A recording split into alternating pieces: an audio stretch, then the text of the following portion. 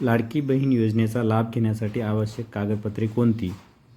मुख्यमंत्री लाडकी बहीण योजनेचा लाभ घेण्यासाठी सुरुवातीला अधिवास प्रमाणपत्र आवश्यक असल्याचे नमूद करण्यात आले होते.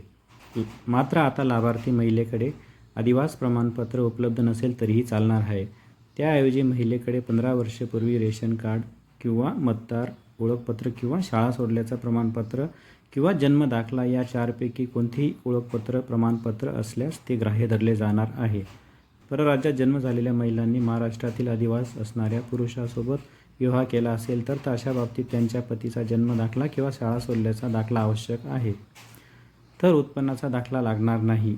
दरम्यान सुरुवातीला कुटुंबाचे उत्पन्न 2.5 लाख रुपयाच्या आत असेल तरच या योजनेचा लाभ घेता येणार असल्याचे सांगितले होते. मात्र आता यामध्ये बदल करण्यात आला आहे.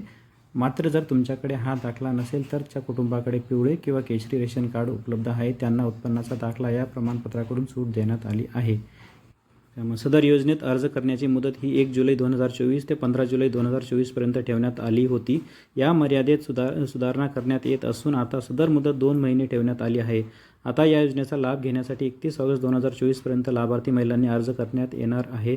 तसेच दिनांक 31 ऑगस्ट 2024 पर्यंत अर्ज करण्यात आलेल्या लाभार्थी महिलांना 1 जुलै 2024 पासून दर महिन्याला 1500 रुपये आर्थिक लाभ देण्यात येणार आहे. तसेच या योजनेच्या अंतर्गत 31 ते 65 वर्षातील महिलांना प्रत्येक महिन्याला 1500 रुपये देण्यात येणार असल्याची घोषणा करण्यात आली होती.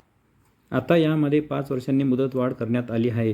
तसेच कुटुंबातील सदस्यांची संयुक्तपणे 5 एकरापेक्षा जास्त शेतजमीन असेल त्यांना या योजनेचा लाभ घेता येणार नव्हता, परंतु ही जमिनीची अट आता शिथिल करण्यात आली आहे.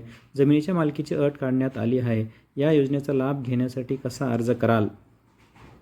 अर्ज करण्याची प्रक्रिया योजनेचे अर्ज पोर्टल मोबाईल ॲपद्वारे सेतू सुविधा केंद्राद्वारे ऑनलाईन भरले जातील.